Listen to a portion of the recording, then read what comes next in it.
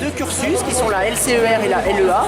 Une LCER qui est proposée en anglais, en espagnol et en chinois. Et en LEA, tu as des possibilités de jongler avec deux langues, anglais-espagnol, anglais-allemand, anglais-arabe, anglais-chinois. Ici, c'est de la LLCER. La LCER, c'est on étudie une langue et sa culture. Les débouchés, très souvent, on te dit tu vas étudier une langue pour devenir professeur de cette langue. C'est faux. Il y a plusieurs débouchés qui sont possibles grâce à la LCER.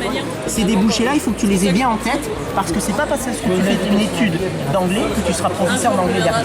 C'est possible, mais c'est pas que ça. Il y en a plusieurs.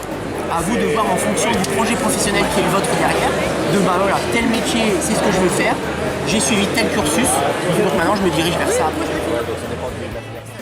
Notre présence aujourd'hui permet aux jeunes d'être bien conseillés, orientés sur leur orientation future, puisque nous préparons le CAP en 2 ans, en sortie de 3e, comme en 1 an en sortie de bac. En sachant qu'ils peuvent le faire en apprentissage, donc avec un rythme de l'alternance, c'est-à-dire avec l'école et un salon de coiffure ou un institut de beauté, où ils peuvent le faire en scolaire, donc c'est-à-dire en initial, avec des stages gratuits, non rémunérés en entreprise.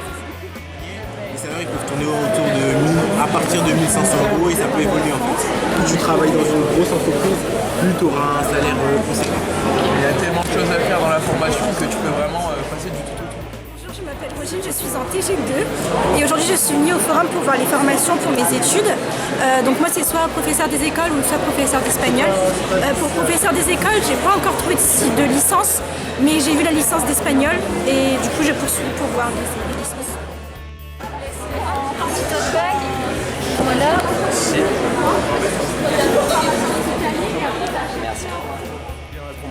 Classe de TG2, je suis avec Tommy d'Anjou. Tommy d'Anjou, élève et délégué de TG2. Voilà, on est venu ici récolter plein d'informations sur nos métiers futurs. Et c'est ultra important d'être là parce qu'on peut avoir plus ample connaissance avec les formateurs et les entreprises pour avoir un avenir dans le monde professionnel. Voilà. C'est bien parce qu'il y a des orientations auxquelles on n'aurait jamais pensé. Et au final, ici, ça nous permet de découvrir. Et en plus, c'est bientôt, on est en plein Parcoursup. Donc voilà, il faut faire nos choix. Et voilà, ça nous aide.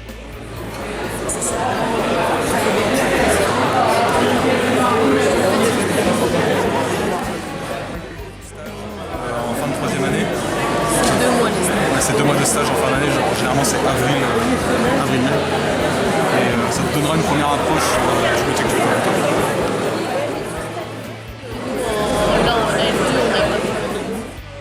Soit des gens qui sont dans les assos, qui sont des pôles d'engagement. C'est-à-dire, je sais pas, ceux qui vous connaissez sûrement les grosses assos qui sont utiles, le Resto du Cœur. Maxence, élève de RG4. Donc là, je vais faire le tour des stands de l'armée de terre, la marine. Et j'allais aussi voir l'ensemble Saint-Luc pour l'optique et visiter US Mons. Alors, donc, en Belgique, il faut savoir qu'il y a 2 formes d'enseignement. Il y a l'université et la haute école. La haute école, on va avoir un bachelier qui va être professionnalisant. C'est-à-dire que durant toutes tes études, tu vas avoir accès à des stages et tu vas directement dans le monde professionnel dès la première année. Tandis qu'à l'université, tu es plus sur une formation scientifique. Les 3 premières années, en général, c'est très théorique. Et après les 2 années de master, là tu vas aller plutôt sur le stage, le terrain, etc. Donc il faudrait être un peu patient. Je suis conseillère en information à l'université de Mons. J'aime beaucoup venir dans le nord de la France parce que c'est un public différent. Le système des études en France est vraiment très différent de la Belgique. C'est parfois une alternative pour certains ou certaines. Je pense que ma présence ici est assez importante parce que c'est une alternative qui s'offre à eux dont ils n'ont pas toujours conscience. C'est très chouette rencontre, très chouette forum. Et je fais aussi plein de rencontres et j'apprends beaucoup sur le système en France. Et voilà, donc nous en Belgique, on offre quoi? On offre un peu tout parce qu'on n'a pas un système avec des divisions en filières. C'est tout ensemble. Je m'appelle Léa Fievé, je suis en classe de première et aujourd'hui on participe à un forum des métiers. Donc j'ai déjà été voir le stand de la gendarmerie.